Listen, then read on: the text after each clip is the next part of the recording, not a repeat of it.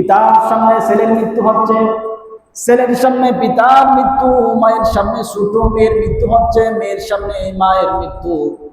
কেউ কাউকে বাঁচাইতে পারছে না, শুধু আল্লাহ তাআলার দিকে তাকে শুধু দোয়া করে। কিন্তু বাঁচানোর মালিককে, বাঁচানোর মালিককে একমাত্র বাঁচানোর মালিক আল্লাহ তাআলা। আল্লাহ তাআলা যদি না বাঁচান তাহলে পৃথিবীর কোনো ডাক্তার ওই রোগীকে বাঁচাতে পারবে কিনা? পারবে? পারবে? গত দুদিন পূর্বে আমরা দেখেছি একটা বাসের মধ্যে প্রায় 40 থেকে 50 জন মানুষ ছিল। কি বলেন? মুহূর্তের মধ্যে মৃত্যু চলে আসলো, মৃত্যুবরণ করল। তাহলে মৃত্যু নিশ্চিত না অনিশ্চিত? বলেন, নিশ্চিত না অনিশ্চিত? মৃত্যু জিনিসটা নিশ্চিত না অনিশ্চিত? কখন হবে এটা আমরা জানি।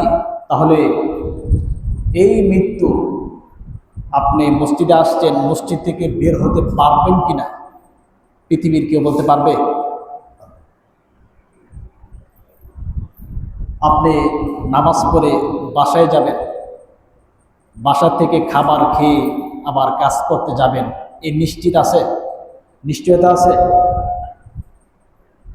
আপনি আসরের পর থেকে দোকান খুলবেন, মাগরিবের ব্যবসা করবেন, এই নিশ্চয়তা আছে? এর নাম মৃত্যু। চোখের সামনে আপনার ছেলের মৃত্যু, ছেলের সামনে পিতার মৃত্যু, হয় কিনা? বলেন, হয় কিনা? মেয়ের সামনে মায়ের মৃত্যু, মায়ের সামনে ছোট মেয়ের মৃত্যু, হচ্ছে কিনা? সব জায়গায় বর্তমান দেখবেন। আমরা তো মনে করি আমার বয়স 70 হবে, 100 হবে, দাড়ি পাকবে, আমার মেয়েকে বিয়া দিব, ছেলেকে বিয়া করাবো, তারপর আমার মৃত্যু হবে, এটা আমরা মনে করি। অথচ পিতার সামনে ছেলের মৃত্যু, পিতার সামনে ছোট মেয়ের মৃত্যু হচ্ছে। মৃত্যুটা এমন একটা জিনিস যেটা পৃথিবীর সমস্ত জিনিসকে যদি আপনি বিশ্বাস না করেন, মৃত্যুকে অবশ্য বিশ্বাস কি বলেন করতে হবে কিনা? এটা এমন একটা নিশ্চিত বিষয়। আল্লাহ সুবহানাহু ওয়া তাআলা মৃত্যু সম্পূর্ণ নাফসিন দায়িকাতুল মাউত সুম্মা ইলাইনা তুরজাউন।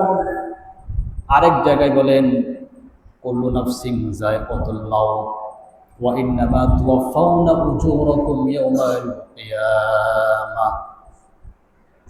আল্লাহ সুবহানাহু ওয়া তাআলা ইরশাদ করেছেন মৃত্যু সম্পর্কে, মৃত্যুর স্বাদ পৃথিবীর সমস্ত প্রাণীকুলের গ্রহণ করতে হবে, ছোট থেকে ছোট পিঁপড়া, মুরগি, হাঁস মুরগি, যত ধরনের প্রাণী রয়েছে পৃথিবীতে সব প্রাণীকে মৃত্যুর স্বাদ গ্রহণ করতে হবে।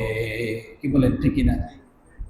ছোট প্রাণী পিঁপড়া মৃত্যুর স্বাদ গ্রহণ করতে হবে, ছোট পাখি মশা তার মৃত্যুর স্বাদ গ্রহণ করতে হবে, গরু ছাগল যত প্রাণী রয়েছে সব প্রাণীর মৃত্যুর স্বাদ গ্রহণ করতে হবে। এই মৃত্যু থেকে পালানোর কোনো সিস্টেম আছে কিনা? বলে আছে? সিস্টেম আছে পালানোর? টাকা দিয়া সিস্টেম আছে? পৃথিবীর আদম থেকে মুহাম্মদ রাসূলুল্লাহ, পৃথিবীর কোনো নবী মৃত্যুকে অস্বীকার করতে পারে নাই, কোন নবীকে আল্লাহ তাআলা ছাড় দেন নাই। অথচ নবীগণ আল্লাহ তাআলার প্রিয় বান্দা ও রাসূল, পৃথিবীর কোন নবী মৃত্যু থেকে পলায়ন করে অন্য দেশে গিয়ে অবস্থান করেছে এরকম নাই। প্রত্যেকটা নবী পর্যন্ত মৃত্যুর স্বাদ গ্রহণ করতে হয়েছে, আল্লাহ তাআলার প্রিয় বান্দাগুলো মৃত্যুর স্বাদ গ্রহণ করতে হয়েছে। অতএব মৃত্যু থেকে পলায়ন করার কোনো সিস্টেম না। কি বলেন, আছে? আছে?